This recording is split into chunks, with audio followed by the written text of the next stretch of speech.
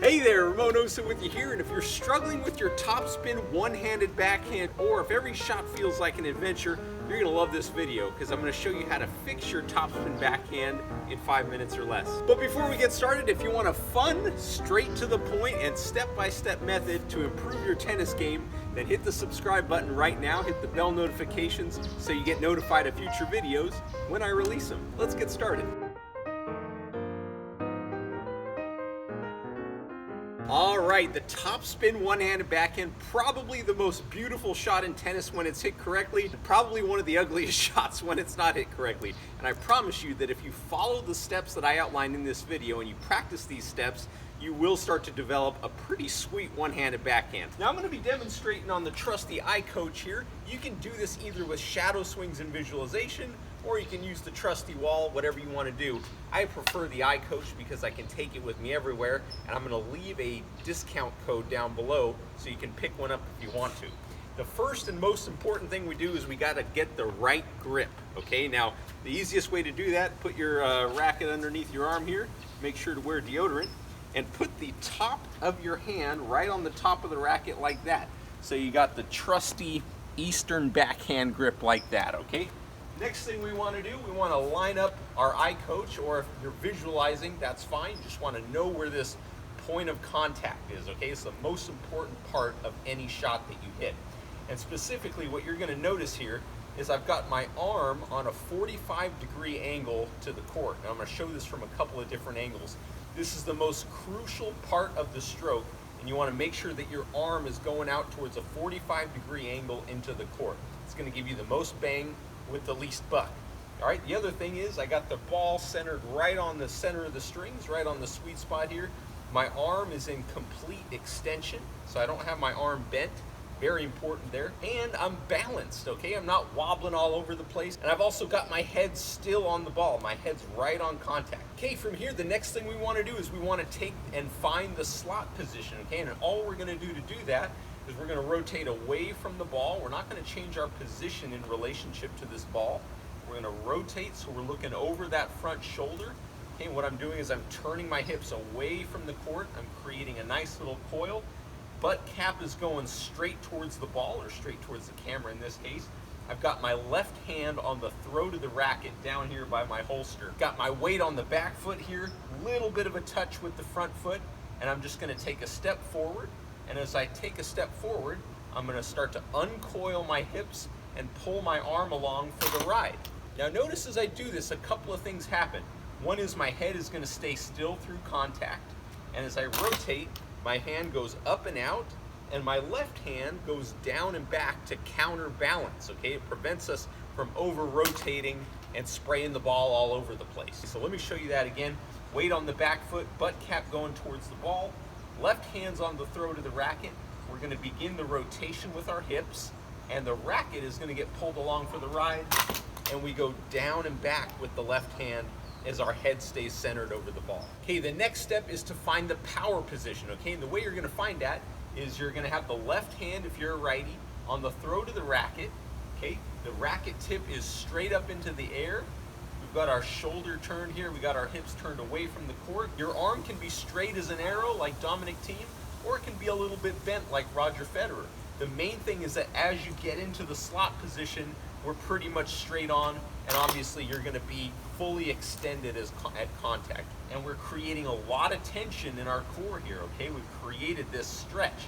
Now what we do is we're going to drop the racket head down into the slot, and now we're home free.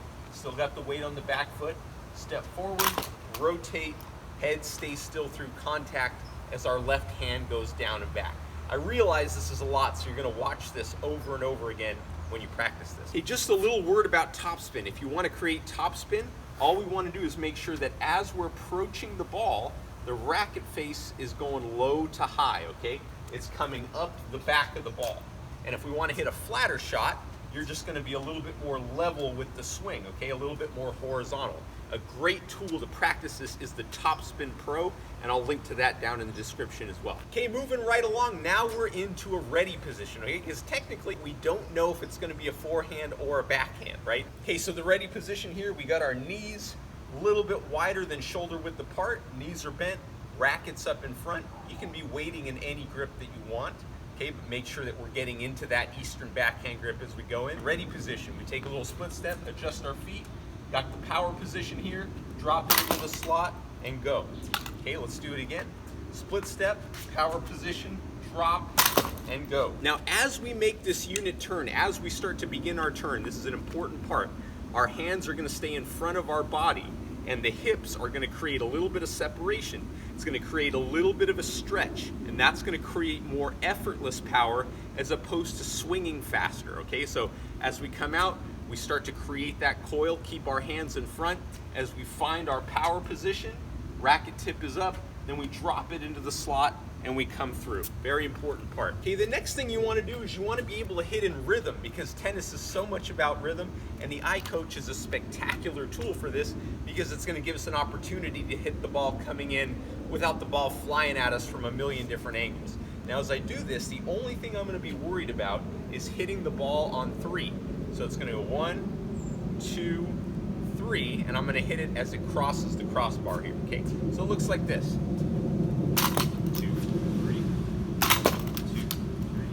1, 2, 3, 1, 2, 3.